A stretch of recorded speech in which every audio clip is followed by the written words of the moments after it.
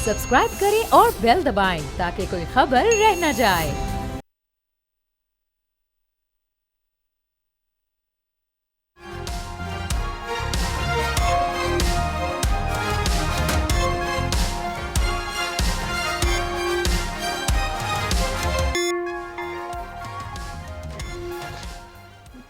नाज़रीन अस्सलाम वालेकुम। तब्दीली विद डॉक्टर दानिश के साथ हाजिर हैं। मौजूदा इस वक्त जो सिचुएशन है उसमें चंद बातें बहुत ज़्यादा सामने आ गई हैं, और वो ये है कि जिस तरह आपने देखा होगा कि अदालतों में 6 जजेस, high court Islamabad high court के 6 जजेस जो हैं वो ख़त लिखते हैं सुप्रीम कोर्ट को, फिर एक जज ख़त लिखता है, फिर एक जज जो है वो बाज़ाफ्ता अहम तरीन इदारों एजेंसियों उसको धमकी भी उनकी स्टेटमेंट में आ जाती है। फिर सुप्रीम कोर्ट में लाइव कवरेज चल रही है, उसमें भी हम देखते हैं कुछ फ़ैसले ऐसे हैं जिसके बारे में कहा जा रहा है कि ये फ़ैसले जो है वो इंसाफ पर मबनी नहीं है, जिसकी बुनियाद पर गैर मेयारी फ़ैसले होने की बुनियाद पर, एक तरफ़ा झुकाव की बुनियाद पर मुल्क की कौमी सलामती को उससे ख़तरा हो गया है। सियासी अदम इस्तेहकाम अब सियासी लोगों की वजह से कम और अदालती फ़ैसलों की बुनियाद पर ज़्यादा होने लगा है। ये स्टेटमेंट्स आ रहे हैं, ये बात आ रही है, और ये भी एक तासुर पैदा हो रहा है कि जिस तरह से जजेस का कंडक्ट है या जो स्टेटमेंट वो दे रहे हैं उससे ये तासुर भी उभर रहा है कि दो इदारों के दरमियान जो है वो टकराव की सूरत हाल पैदा हो रही है। जैसे मैंने कहा कि एक जज इस्लामाबाद के बाज़ाफ्ता उनकी धमकी है या उनकी स्टेटमेंट है या उनका इख्तियार है कि जी मैं एजेंसीज़ के बड़ों को भी बुला लूँगा और इसको भी बुला लूँगा और हुकूमत को भी और काबीना को भी। इलेक्शन कमीशन के इख्तियारात हैं, एक चीज़ के ऊपर हम ज़रूर बात करेंगे, ट्रिब्यूनल के ऊपर कि क्या इख्तियारात हैं। पार्लियामेंट को इख्तियार है कानून साजी करने का, तो किसी को क्या एतराज़ है, इस पर भी बात करेंगे। मीडिया ट्रायल हो रहा है जजेस का, और बाज़ाफ्ता अब तो नाम लेकर सियासी जमात ये कहती है, माजी में भी हुआ और आज भी कहा जाता है कि ये हमें चीफ जस्टिस नहीं चाहिए, ये इंसाफ पर मबनी नहीं है। हुकूमत कहती है अदालतों में सहूलत कारी हो रही है, और पीटीआई कहती है कई फ़ैसले उनके हक़ में होने के बावजूद वो कहते हैं कि अदालतों में इंसाफ नहीं हो रहा है। तो देखते हैं अपने हमारे गेस्ट इस सिलसिले में क्या बात करते हैं। अहम तरीन गेस्ट हैं हसन रज़ा पाशा साहब, chairman executive committee Pakistan bar council. आपका शुक्रिया सर, आपने हमें ज्वाइन किया। मेरे साथ दूसरे गेस्ट हैं जनाब अमानुल्लाह कमरानी साहब, साबिक सदर सुप्रीम कोर्ट बार एसोसिएशन। आपका भी बहुत शुक्रिया सर, आपने हमें ज्वाइन किया। कमर दिलशाद साहब, साबिक सेक्रेटरी इलेक्शन कमीशन। आपका ही बहुत शुक्रिया सर, आपने हमें ज्वाइन किया। जी, सबसे पहले मैं आ जाता हूँ हसन रज़ा पाशा साहब की तरफ। हसन रज़ा पाशा साहब, इसके ऊपर आप क्या कहेंगे कि हुकूमत की तरफ से ये कहा जा रहा है कि जनाब सुप्रीम अदालतों में सहूलत कारी हो रही है, चंद जजेस जो हैं वो ऐसे फ़ैसले दे रहे हैं जिससे मुल्की सलामती को ख़तरा हो रहा है। दूसरी तरफ पीटीआई ये कहती है उनके हक़ में फ़ैसले तो आ रहे हैं, लेकिन उसके बावजूद वो कहती है कि इंसाफ नहीं हो रहा है और हमें जो है वो अदालतों से इंसाफ नहीं मिल रहा है, और ख़ास तौर पे चीफ जस्टिस के ऊपर उनका एतराज़ है कि वो हमारे केसेस ना सुने। तो क्या कहेंगे सर, इस सिलसिले को आप कैसे देखते हैं? बिस्मिल्लाहिर्रहमानिर्रहीम। डॉक्टर साहब, जो सवाल का आखिरी हिस्सा है उस पर मैं पहले जवाब देता हूँ कि जिस तरीके से ये कहा जा रहा है एक जमात की तरफ से कि जस्टिस काजी फैसल साहब हमारे केसेस में ना बैठे, अब इसको सिर्फ आपने एवेल्युएट करना है और आपके तवज्जुह से नाजरीन ने भी एवेल्युएट करना है कि आपने मीडिया में इसकी हाइप क्रिएट की, कोर कमेटी का फैसला बताया, लेकिन क्या जब हेयरिंग हुई आपके केस की तो आपके वकला ने या आपने, यानी कि उस पार्टी की लीडरशिप ने कोर्ट के अंदर कहा जी कि जनाब चीफ जस्टिस साहब आप इसमें ना बैठे? क्या कोई एप्लीकेशन दी इस हवाले से या ज़बानी सदा की? बिल्कुल भी नहीं। इट मीन्स कि ये एक जो अपना पॉलिटिकल जो उनका नारा है, स्लोगन है, उसको तक़वियत देने के लिए ये बात की जा रही है और इस मामले को हाइप क्रिएट करने के लिए की जा रही है। प्रैक्टिकली कुछ और है, लेकिन ज़बानी कलामी और बाकी सारी बातें ये हो रही हैं। दूसरी बात, जहाँ तक एक मखसूस जमात को हद से ज़्यादा रिलीफ देने का ताल्लुक है, तो उसमें भी मैं समझता हूँ कि एक चीज़ जिसको नज़रअंदाज नहीं किया जाना चाहिए। वो फैसले हैं जो कि जजेस साहबान ने उनके खिलाफ किए हैं। अब उनके खिलाफ फैसलों का इनको क्या बेनिफिट है? तो आप देखें कि अगर एक हफ्ते में 3 फैसले उन सजा के इमरान खान साहब को सजा के दिए गए, तो मैं तो ये समझ रहा हूं कि जिस अंदाज में उनका जो हेयरिंग हुई, जिस तरह उनकी डिफेंस एविडेंस रिकॉर्ड नहीं की गई, जिस तरह मौका कहने के बावजूद उनकी डिफेंस एविडेंस रिकॉर्ड नहीं की गई, और ख़ास तौर पे जिस तरह ये जो केस है इनके मिसिस के हवाले से के जी के इद्दत के दौरान शादी वाली बात, वो भी, ये तमाम चीज़ें मुझे तो लगता है कि ये इनको बेनिफिट पहुंचाने के लिए ये फैसले किए गए, और ताकि ऐसा सुकम छोड़ा गया कि एपेलेट स्टेज पे आके उसको बेनिफिट मिले। साइफर को ही आप दें, क्या मैं इसका ट्रायल हुआ, प्रोसीजर को बिल्डोज किया गया, और साइफर को आपने ना तो तफ्तीश स्टेज पे वो पुलिस या इन्वेस्टिगेटिंग एजेंसी ने कब्जे में लिया, ना ही उसके मुतल्लक कोई गवाह थे, और ना ही कोर्ट में पेश किया गया एज एविडेंस। मेन मुद्दा जो है वो साइफर था। ठीक। अब वो जो मेन एविडेंस ही आपने कलेक्ट नहीं की, और ना ही वो एविडेंस प्रोसिक्यूटर्स ने कोर्ट में एविडेंस के दौरान पेश की, तो उस पर क्या सजा होनी थी? फिर दूसरा जो है, आपने 342 की स्टेट में उनसे स्पेसिफिकली ये क्वेश्चन पूछा कि क्या आप शहादत सफाई देना चाहते हैं, और उनका जवाब आ गया जी हम देना चाहते हैं। तो फिर आपने क्यों नहीं इंतजार किया उनकी शहादत सफाई का? उसी दिन आपने सजा सुना दी। जब आप ये सजा सुनाते हैं तो इन हालात में मैंने सिर्फ 2 मोटी बातें आपके सामने रखी हैं।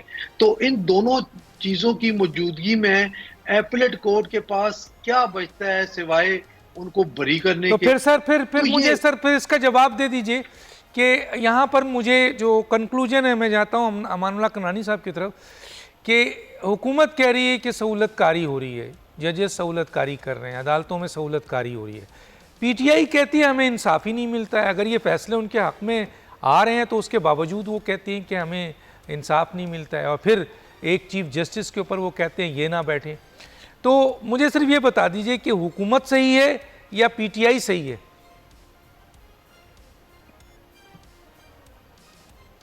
जी जनाब हसन रजा पाशा साहब, आपने जवाब नहीं दिया मेरा। ये अच्छा, आपने करनानी साहब को कहा? नहीं, तो करनानी साहब के पास जाऊंगा, पहले जवाब तो दे देना। आप जवाब लेके बैठे हुए हैं, मैं कैसे छोड़ दूंगा आपको? साहब बताएं यार। देखिए डॉक्टर साहब, टाइम ज्यादा नहीं है सर, टाइम ज्यादा नहीं है, खुलकर बताइए किसकी बात सही है सर? देखिए बात दोनों की सही है। अच्छा, फायदा उनको भी मिल रहा है, पीटीआई को मिल रहा है, इनकी गलत अंदाज में केसेस को कंडक्ट करने का, प्रोसीजर डिफेक्ट्स का। सर मैं ये बात ही नहीं कर रहा सर, मेरी बात समझने की कोशिश करें। हुकूमत कह रही है कि अदालतों में सहूलतकारी हो रही है पीटीआई के लिए, और पीटीआई ये कह रही है कि हमें इंसाफ नहीं मिल रहा है और धड़ाधड़ फैसले उनके हक में आ रहे हैं। कौन सही है सर, हुकूमत सही है या पीटीआई सही है सर? नहीं, मेरी बात सुन ले।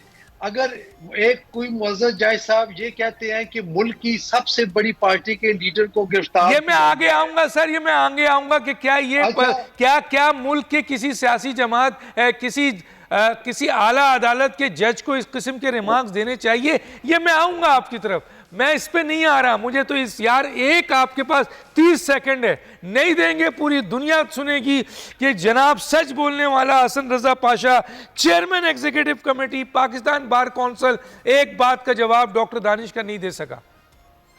देखिए इस तरह डॉक्टर साहब हाँ या ना में नहीं होता। नहीं, अगर आप समझते हैं कि नहीं सहूलतकारी नहीं हो रही है, मना कर दें।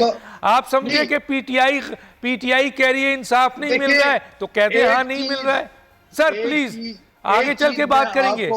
मैं एक चीज आपको बताता हूं, उसमें जवाब है कि रजीम चेंज होने के साथ हमारी अदालतों के जो सोच और फिक्र है और उसके मखसूस केस के बारे में जो राय है वो चेंज नहीं होनी चाहिए।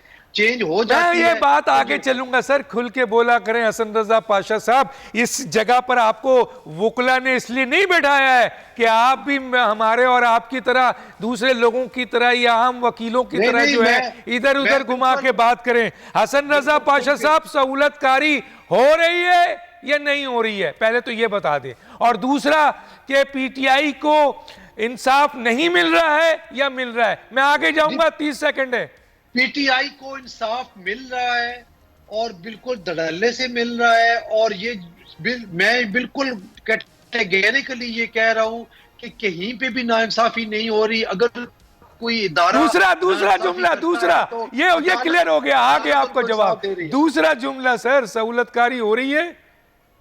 सर सहूलतकारी पे मेरी कुछ रिजर्वेशन है। नहीं हो रही है, जब नहीं है मना मैं नहीं हो रही है तो मना कर दें नहीं, सर। नहीं, नहीं, नहीं, नहीं, मेरी रिजर्वेशन है। नहीं, रिजर्वेशन बाद में अगर सुनूंगा कोई मैं, नीचे- रिजर्वेशन अगर बाद कोई में नीचे- सुनूंगा, रिजर्वेशन बाद में नहीं, सुनूंगा। पहले अमानुल्लाह कनरानी साहब का, ये भी बड़े ये सच बोलने वाले हैं और बड़े तगड़े वकील हैं, देखते हैं यह डॉक्टर क्या कहते साहब, हैं। अगर- जी हाँ, नहीं नहीं, मैं अगर- बाद में आऊंगा। अब आप सेकंड नंबर पे आएंगे सर, माजरत के साथ, मैंने अच्छा, पहला मौका आपको दिया था। अमानुल्लाह कनरानी साहब क्या कहते हैं?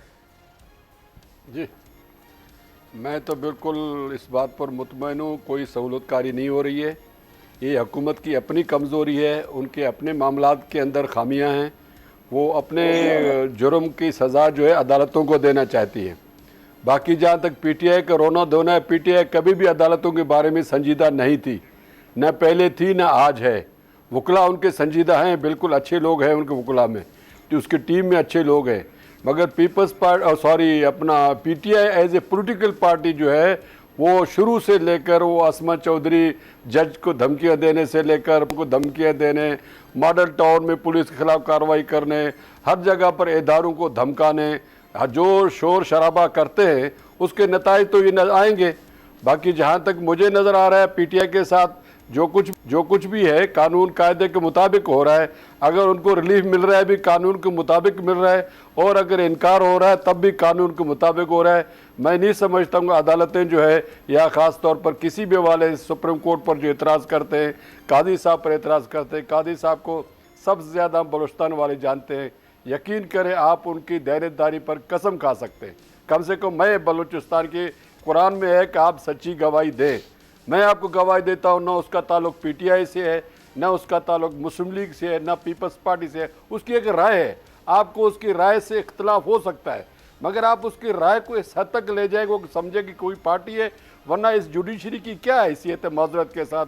जब से आप ले जस्टिस मुनीर से लेके आपकी चीफ जस्टिस जाके मार्शल लॉ के लिए 11-11 साल काम करते रहे, आपके चीफ जस्टिस जो है आइन के अंदर तब्दीली की इजाज़त देते रहे, आपके चीफ जस्टिस जो है मार्शल लॉ के अंदर वजीर कानून बनते रहे।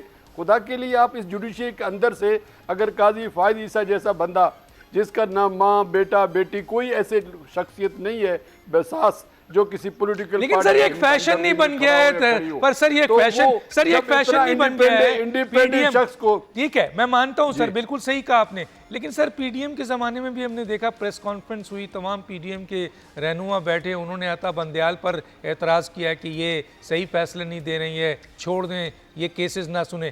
तो पीटीआई ने भी वही तरीक़ेकार, ये फैशन नहीं बन गया है कि जिसकी मर्ज़ी उठकर वो जो अब जजेस के हवाले से उसकी राय है उसको वो मीडिया ट्रायल कर दे? जर गुजारिश है, ऐसी बात भी नहीं है।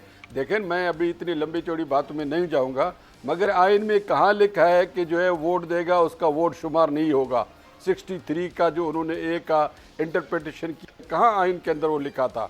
जब वो ऐसे फैसले, जब उन्होंने कहा कि जी पंजाब असम्बली के जो मेंबर हैं उनके वोट डिसीट हो गए हैं, यानी उनको सुना ही नहीं, उनको सुनने के बगैर जो है वो उन पंजाब असेंबली मेंबरों को उन्होंने डिसीट कर दिया था, जिनको बाद में तो पीडीएम ने जो मुतालबा किया था कि चीफ जस्टिस अता बंदयाल साहब केसेस ना सुने, वो सही था, जायज था, आप कहते हैं? उस वक्त सिचुएशन ऐसी थी, जिस तरह के फैसले आ रहे थे, जिस तरह जी हजूरी हो रही थी, उस जी हजूरी के मुकाबले में लोगों के कुछ तहफुजात थे, वो गालिबन दुरुस्त थे। ठीक। आज कौन सा काजी साहब ने हर किसी चीफ की जस्टिस के हुजूरी बारे की में है, ये किसी नहीं को कहा जा वेलकम सकता किया है, ये बिल्कुल किसी को- सही कहा आपने। किसी ठीक के है, लिए जो है कौन सा आइन के अंदर उसने तरमीम का ठीक है। फैसले गलत तो उनके जहन ठीक में है। है। अगर किसी को पता है कुछ का फैसला गलत है ठीक। उसके पास रेमेडी है। ठीक है। और अगर कोई समझता है सही है ठीक तो है, ठीक है, ठीक है, ना वो ठीक है, काजी साहब हुकूमत ठीक है के सर। साथ है, ना PTI के खिलाफ है। आपने 2-3 बातें तो ओपन कर दी। पाशा साहब देखें, ये होते हैं, आप अपनी जगह इनको दे दीजिए फौरी तौर पर। देखें, मैं आता हूँ कमर दिलशाद साहब की तरफ। कमर दिलशाद साहब, ज़रा ये बताइए सर कि ये इलेक्शन ट्रिब्यूनल के हवाले से, क्योंकि उन्होंने कहा है जनाब पीटीआई ने एतराज़ कर दिया है अभी कोर कमेटी का फैसला, इंतखाबी ट्रिब्यूनल्स के लिए रिटायर्ड जजेस की तकर्रियाँ यकसर गैर आइनी है, गैर कानूनी है और इंतखाबी अज़दारियों पर इंसाफ पर मबनी फैसले नहीं होंगे। तो सर मैं देख रहा हूँ कि जनाब 2000 ये कानून 1977 से था, फिर इलेक्शन एक्ट 2017 में 140 पे हाजिर सर्विस हुआ, फिर 2013 में रिटायर्ड जजेस का मौजूद था। तो सर ये इलेक्शन कमीशन का क्या इख्तियार है इसके ऊपर, और ये जो ऑब्जेक्शन कर रहे हैं रिटायर्ड जजेस पे, क्या ये सही है? इसमें सबसे बड़ी अहम बात यह है डॉक्टर साहब कि ये जो ऑर्डिनेंस आया इलेक्शन ट्रिब्यूनल के हवाले से ये गैर जरूरी था। ये क्या है सर? नहीं थी, जरूरी है, गैर जरूरी था। अच्छा। इस ऑर्डिनेंस की जरूरत क्या थी? जब एक बाकायदा एक हमारे इलेक्शन एक्ट में ये बात शामिल कर दी गई थी कि आइंदा जो भी होंगे इलेक्शन ट्रिब्यूनल वो हाजिर सर्विस के जज होंगे, वो उन्होंने अचानक इलेक्शन कमीशन से मशावरत किए बगैर, मैं आपको ये खबर दे रहा हूँ, ये हकीकत है कि जनाब उन्होंने इलेक्शन कमीशन से मशावरत नहीं की और उन्होंने आज़म नज़ीर खारजा साहब जो वज़ीर कानून हैं, पार्लिमानी अफेयर भी उन्हीं के पास है, लेकिन मसला ये हुआ कि इलेक्शन कमीशन से पूछे बगैर, मशावरत किए बगैर ये ऑर्डिनेंस आया जिसमें उन्होंने कहा कि इलेक्शन कमीशन जो है वो रिटायर्ड जजों की खिदमत नहीं, सदर के लिए मैं यहाँ पर पूछूंगा, सदर के लिए ऑर्डिनेंस जारी करने से पहले इलेक्शन कमीशन से पूछना जरूरी है क्या? नहीं, सदर के पास की बात है। ये जो पार्लिमानी अफेयर में, पार्लिमानी वजारत ने जब ये ऑर्डिनेंस तैयार किया तो उस वक्त इलेक्शन कमीशन से मशावरत की जाती है। ये सदर का मामला नहीं होता। फिर उसके बाद प्राइम मिनिस्टर के पास समझ जाती है, प्राइम मिनिस्टर सदर को भेज देता है। इसमें प्राइम मिनिस्टर तारुफ भी नहीं। इसमें सबसे बड़ी अहम बात यह कि वजारत पार्लिमानी अमूर ने और वजारत इंसाफ और कानून ने इलेक्शन कमीशन पाकिस्तान से मशावरत नहीं की। ये मैं बिल्कुल मुझे पता है। वो अचानक उन्होंने अभी तरमीम की और ये कहा ये इलेक्शन कमीशन जो है वो आइंदा जब भी हो वो रिटायर्ड जजों की खिदमत हासिल कर सकता है। और नई बात तो ठीक है, चले तरमीम आ गई। इसके साथ एक बड़ी अहम दिलचस्प बात हुई है, मैंने कॉलम भी शायद मैंने आपको भिजवाया था, वो ये था कि इलेक्शन कमीशन ऑफ पाकिस्तान का इतराज़ ये हुआ कि लाहौर हाई कोर्ट के ऑनरेबल चीफ जस्टिस साहब ने एक हुक्म जारी कर दिया थ्रू अपने जज जो है ऑनरेबल जज शाहिद करीम के जरिए कि जनाब मैंने 6 इलेक्शन ट्रिब्यूनल मुकर्रर कर दी और इलेक्शन कमीशन इनका नोटिफिकेशन करे और ना भी करेगा तो हम नोटिफिकेशन कर देंगे। उस पर इलेक्शन कमीशन ने स्टैंड लिया। इलेक्शन कमीशन ने कहा कि ये आइन का जो इलेक्शन एक्ट का एक हिस्सा जो है 140 भी है और इसके बाद हमारा जो इलेक्शन जो हमारा कॉन्स्टिट्यूशन है आर्टिकल 226 उसमें इलेक्शन कमीशन को इख्तियारात हैं इलेक्शन ट्रिब्यूनल मुकर्रर करना, लेकिन चीफ जस्टिस से मशावरत जो है बड़ा ज़रूरी है। ये दोनों मिलकर चीफ जस्टिस और चीफ इलेक्शन कमीशन की मशावरत से इलेक्शन ट्रिब्यूनल का तकर्र होता है, लेकिन एक तरफा कैसे चलती है। उन्होंने लाहौर हाई कोर्ट के इस फैसले को मुस्तरद कर दिया तो उस पर जस्टिस शाहिद करीम ने थोड़ा सा एतराज़ किया, उन्होंने हमने ऑर्डर कर दिया आप इसको नोटिफिकेशन करें। उनका हम मेरा ख्याल है कि इनकी आवाज़ कट गई है। एक ब्रेक पे जाते हैं नाज़रीन, ब्रेक का वक्त है, फिर आके कंवर दिलशाद साहब से इसको मुकम्मल करवाते हैं कि क्या वो कहना चाह रहे थे। एक छोटा सा ब्रेक, फिर वापस आते हैं।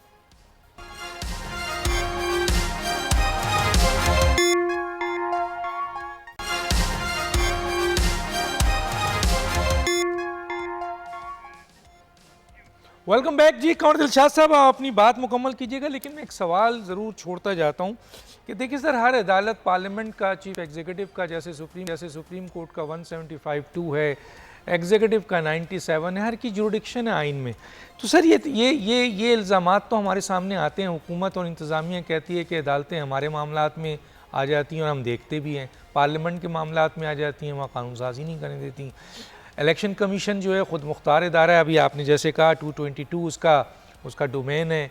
तो ये इसका फिर क्या हाल निकलेगा सर, ये जो ये लड़ाई शुरू हो गई है? इसमें सबसे अहम बात यह है कि जनाब आप इदारे जो हैं आप अपने आइन और कानून के हदूद में रहें।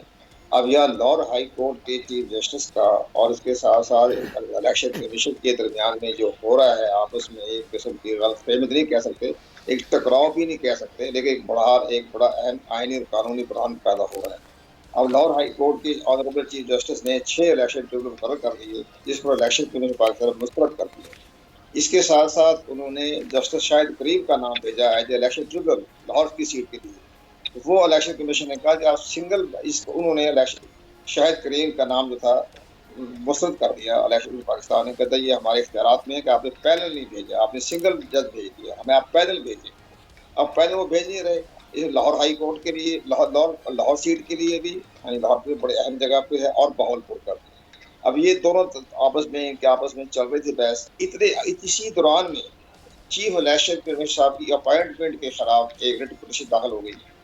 उसका भी पस मंजर ऑनरेबल चीफ इलेक्शन कमीशन को बखूबी इल्म है तो कहाँ से आई थी, किसने भेजी, कैसे। लेकिन सर उनके लिए तो 209 नहीं है sir, supreme judicial council election commission chief उनके पास।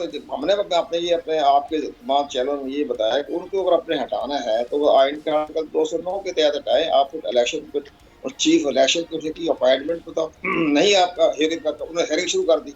उस पर चीफ इलेक्शन कमीशन का फैसला किया उन्होंने कि हम उस फैसले के ये देखें वुकला साहब, ये अदालतों में बैठे हुए जजेस जो हैं वो क्या कर रहे हैं बताइए। सुप्रीम जुडिशियल काउंसिल मौजूद है 209।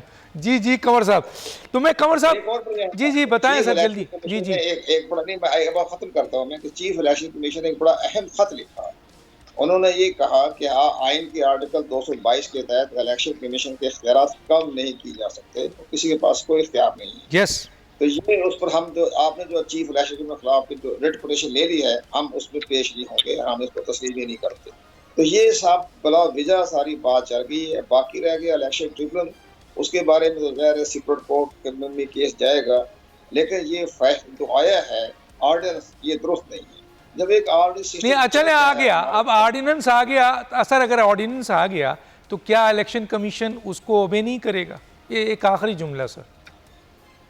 अब इलेक्शन के बाद इख्तियार तो आ गए हैं कि वह अपना जो है रिटायर्ड जजों से अपना 2013 में भी तो सर रिटायर्ड जजेस थे। कोई ये कोई कानूनी बात थोड़ी है, कोई पहली दफा थोड़ी हो रहा है। ठीक है, तो तजर्बा नाकाम हो गया था। ठीक है लेकिन कहने का मतलब है ऑर्डिनेंस आ गया है, ऑर्डिनेंस एक कानून है तो सर कानून की पासदारी तो होनी चाहिए। हसन रजा पाशा साहब आपकी तरफ आता हूँ, वही जो आपने बात छेड़ी थी वही मैं उठा के ले आया हूँ आपकी तरफ। ज़रा पूछना चाहता हूँ सर, ये कैसा कंडक्ट है? एक तरफ तो हम देख रहे हैं कि 6 जजेस जो हैं वो जा रहे हैं सुप्रीम कोर्ट और वो आपके उनका रोना पीटना है, हालांकि सब कुछ उनके पास सारे इख्तियारात हैं। फिर एक और जज आ गए, उन्होंने फिर एक और लेटर लिख दिया।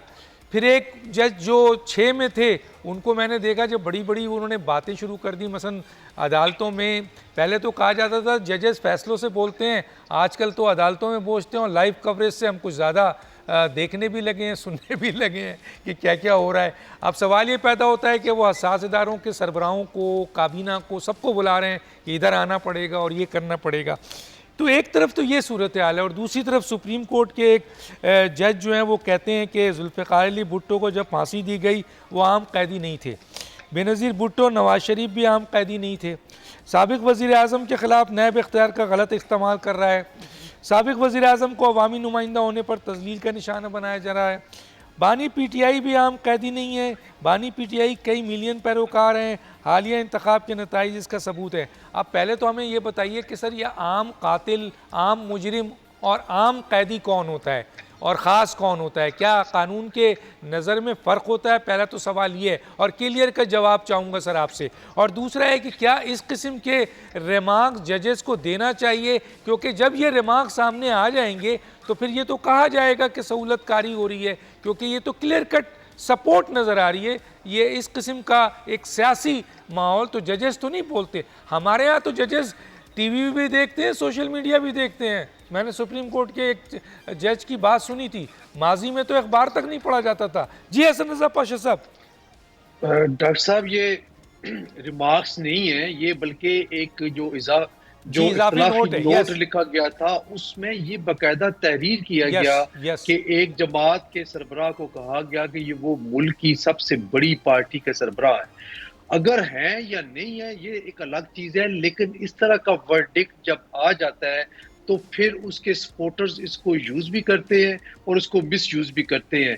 जिस तरह के सादक और अमीन का एक, आपको याद होगा कि Yes. एक इनको लकब दे दिया गया और वो आज तक उसका खमियाजा हम भी भुगत रहे हैं और बाकी सारे इदारे भी भुगत रहे हैं। तो ये चीजें बहरहाल अगर तो रिमार्क्स या ऑब्जर्वेशन ज़बानी किसी केस की समाअत में जब आती हैं तो उनको इस वजह से वेटेज नहीं दिया जाता कि ये एक ड्यूरिंग प्रोसीडिंग्स कुछ बातें आ जाती हैं, क्योंकि जो ऑर्डर्स होते हैं उनमें वो बातें लिखी नहीं जाती, लेकिन यहाँ पे ये लिखा गया है। और एक और चीज जो बड़ी इंपॉर्टेंट है वो भी जजेस साहबान को, मुअज़्ज़ज़ जज साहबान को जरूर इस चीज का देखना चाहिए और उनको मना करना चाहिए कि अगर कोई जज साहब किसी केस की, किसी पॉलिटिकल केस की हेयरिंग के दौरान कोई ऑब्जर्वेशन देते हैं या कोई क्वेश्चन करते हैं और फिर शाम को उस पार्टी के ऑफिशियल अकाउंट से उनका फोटो लगा के ये बता दिया, कहा जाता है कि आज के मैन ऑफ द मैच फलां जज साहब है, तो ये चीजें उस पार्टी को भी सोचना चाहिए कि आप उनको क्यों पोलिटिसाइज कर रहे हैं। और ये चीज मुअज़्ज़ज़ जज साहबान को भी ये सोच के मना करना चाहिए कि आप हमें अपने सियासी मामलात में ना घसीटे। लेकिन मैं ये जो खामोशी है इस पे मेरी रिजर्वेशन भी है और मेरा ऑब्जेक्शन भी है कि ये मुअज़्ज़ज़ जज साहबान को। अच्छा, अब आप बताएं सर, ये तो आपने बता दिया, आप बताएं सर, आम कैदी और ख़ास कैदी। सर मैंने तो कानून में अगर मुजरिम है, चाहे वो वज़ीर आज़म हो चाहे वो आम, मैंने तो ये पढ़ा है। आप मुझे ज़रा क्लियर करें कि ये जो इतने बड़े जज हैं, मुअज़्ज़ज़ जज, जिन्होंने कहा है कि जी बेनज़ीर भुट्टो, नवाज शरीफ, जुल्फ़िकार अली भुट्टो, इमरान खान आम आदमी नहीं है, आम कैदी नहीं है, यानी आम मुजरिम भी नहीं हुए, सज़ा तो हुई है, क्या कहेंगे सर? डॉक्टर साहब, बेनज़ीर भुट्टो की सक्कर जेल की जो फुटेज है वो अभी तक हमारे नजरों के सामने है, और जिस अंदाज में चटाई पे जमीन पे वो बैठी हुई है और वहां पे कीड़े मकोड़ों ने जो उनका हशर किया था वो भी अपनी जगह पे मौजूद है। तो वो कहाँ से खास आदमी आ गए, खास कैदी आ गए? वो एक आम कैदियों की हैसियत से उनको रखा गया, उनको कोई एक्स्ट्रा ऑर्डिनरी जो दी गई ये सहूलत वो उनको नहीं हासिल थी। तो ये डिस्क्रिमिनेशन अपनी जगह पे मौजूद है। मैं ये नहीं कहता कि इमरान खान साहब से ये सहूलियात वापस ले ली जाए, लेकिन आम कैदी और खास कैदी की जो तफरीक है ये नहीं होनी चाहिए। नहीं, कानून में है क्या इसकी गुंजाइश है? यार हसन रजा पाशा साहब, जरा हम लीगल बात करते हैं। जेल कानून में गुंजाइश है इसकी? जेल मैनुअल है, उसमें तो सब बराबर है, सब बराबर है, कोई गुंजाइश नहीं है। तो फिर ये इतने बड़े रिमार्क्स अमानुल्लाह किनरानी साहब, आप क्या कहते हैं सर? ये जो इतने सारे, और वो भी इन रिटर्न है सर, इन रिटर्न आया है। देखिए, थोड़ा सा हमें लिवरेज देना चाहिए। हाँ, दे दें सर, हमें कानून में भी लिवरेज है सर। हर बात को हम एक दूसरे के एक बात को पकड़ लेते हैं। अगर आपको अभी ट्रंप की बातें आप सुने तो नहीं सर, ये रिटर्न है, इख्तिलाफी नोट है, सही कहा हसन रजा पाशा ने, ये कोई ऑब्जर्वेशन नहीं है। कोई और कहता है ये कंजर्वेटिव पार्टी के हैं। देखो इतनी बात सर, दुनिया के किसी अदालत में, दुनिया के किसी अदालत की मिसाल दे दें जहां के जज ने ये कहा हो कि ये नहीं सर, कोई अगर मैं कोट कर देना, कि इससे क्या फर्क सर? मैंने बड़ा रिसर्च किया, कौन सा कोई इलेक्शन हो गया, मैंने बड़ा ढूंढा कर है, दिया। मैंने इंडियन चीफ जस्टिस के, इंडियन जजेस के रिमार्क्स निकाले, मैंने अमेरिकन, ब्रिटिश, मैं यूरोप में गया, मैंने सर कहीं नहीं सुना। मुझे आप गाइड कर दें, मैं तालिब इल्म हूं, आप उस्ताद हैं, कि इस तरह के रिमार्क्स इन राइटिंग दिया जाता है। इससे कोई क़यामत नहीं आती बात है। क़यामत की नहीं है सर। मैं अगर आइन को नहीं मानूं तो क़यामत आ जाएगी। राय है, देखे ना, नहीं, मैं आइन को नहीं मानूं। देखो सर, मेरा सवाल का जवाब दें सर। नहीं सर, मुझे ये बताएं कि सर आइन, अगर मैं आइन के 280 आर्टिकल, मैं आइन के 280 आर्टिकल नहीं मानता तो क़यामत आ जाएगी क्या? नहीं मानता सर। क़यामत आ जाएगी, लेकिन मुझे मानना जज पड़ेगा। आप न माने, मगर जहाँ पर क़यामत आ एक जाएगी जज क्या? की बात है, उस जज ने कोई फैसला तो नहीं कर वो दिया। सर उसने एक अपनी इख्तिलाफी राय दी, नोट किसी है, ने इख्तिलाफी इत्तेफाक नहीं नोट किया, है, बात खत्म हम है। उनको और पढ़ते उसने हैं कोई सर, वोट थोड़ी दिया। हम उनको पढ़ते देखिए, हैं। एक जजेस वोट सर ये भी देते हैं। जजमेंट के इख्तिलाफी नोट है सर, खुदा के जजेस लिए वोट सर। भी देते हैं सर जजमेंट का इख्तिलाफी और नोट है जजेस सर। वोट भी देते हैं। सर जजमेंट का इख्तिलाफी तो नोट ठीक है, इख्तिलाफ उसका हक है। देखे ना, आइन ने तो ये उसको सही इख्तिलाफ है, दिया, उसने उसका इख्तिलाफ हक है, किया। चले दिया। कौन क्या सी ये क़यामत सही आ है? गई है? अमानुल्लाह ये साहब, तो ये सही है। इसको एक्सप्लॉइट किया जा रहा है। इसको अमानुल्लाह साहब ये exploit सही इतनी का है, बड़ी ये बात सही नहीं है।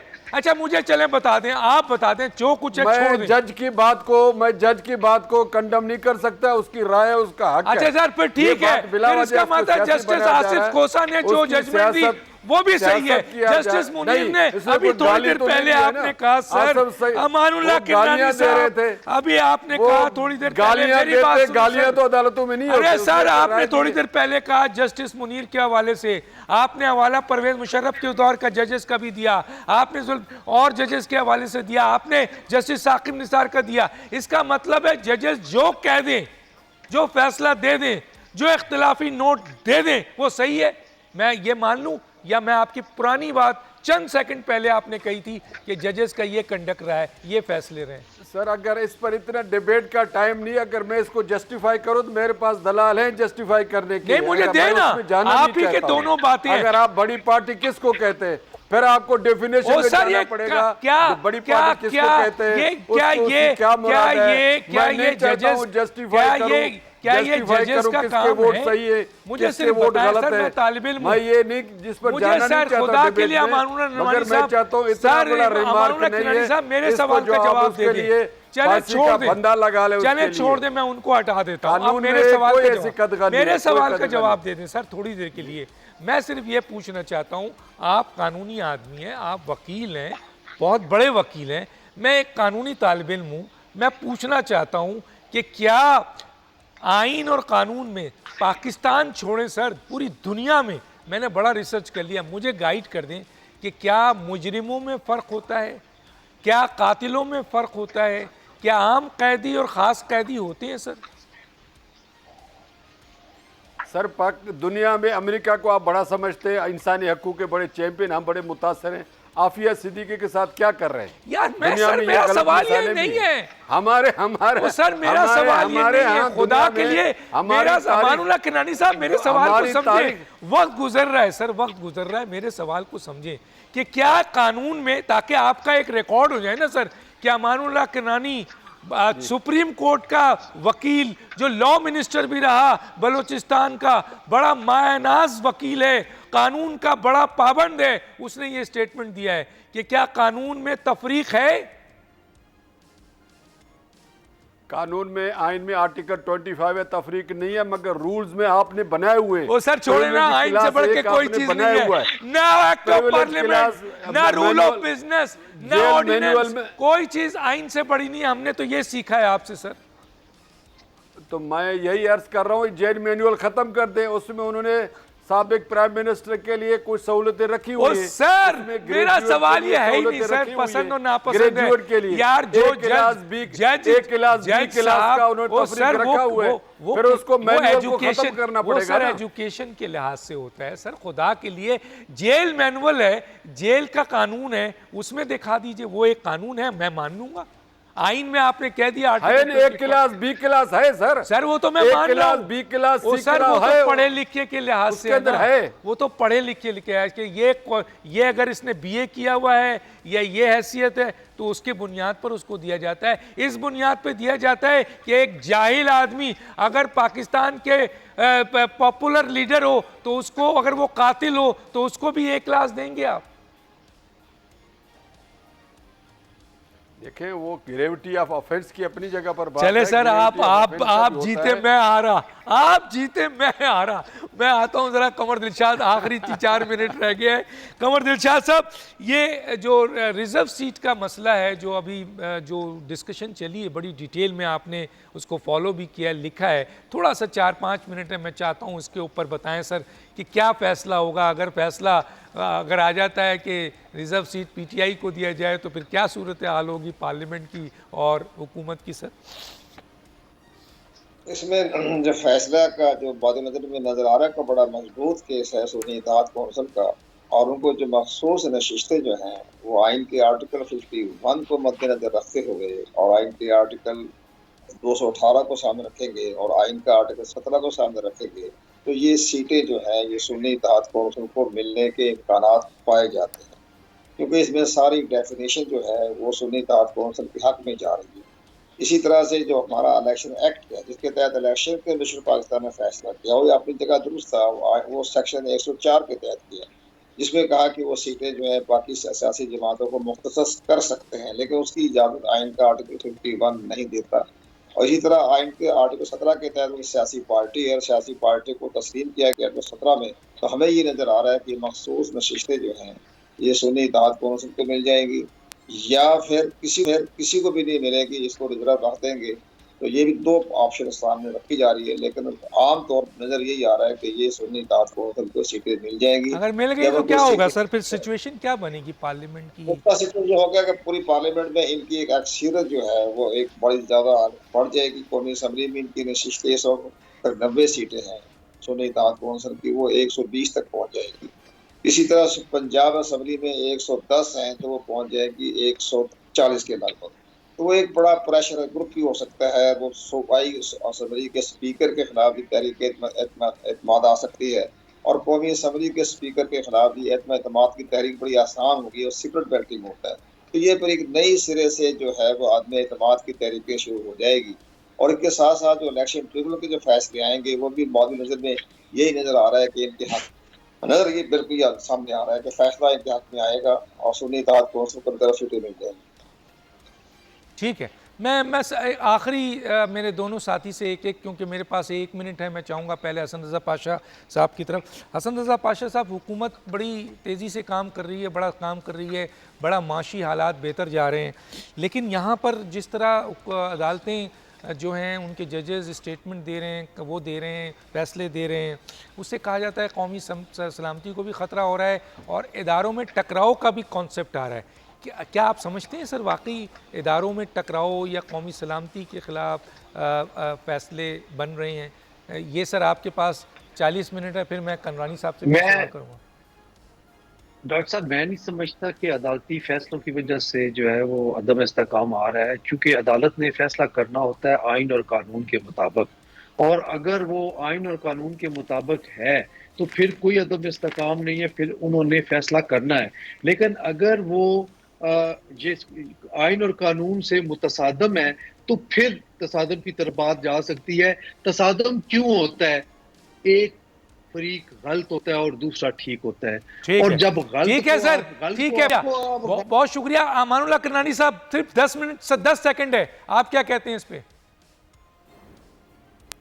मैं कहता हूँ हुकूमत के अपने अंदर पाँव में कपकपी है और हुकूमत के अंदर खुद एतमादी नहीं है, मगर हुकूमत के पीछे जो कुछ भी है मैं उसको अप्रिशिएट करता हूँ। उनकी मेहनत और कोशिश से मुल्क की माइशत बेहतर है, उनका क्रेडिबिलिटी है। आप भी तो सर हुकूमत में थे, आपने भी बड़ा काम किया था, उस वक्त भी पीछे थे। नहीं, अल्हम्दुलिल्लाह हमारे काम हाँ अल्हम्दुलिल्लाह बड़ा काम किया था। तीनों मेहमानों का बहुत शुक्रिया। हुआ चाहता है डॉक्टर दानिश को इजाज़त दीजिए, अल्लाह हाफिज।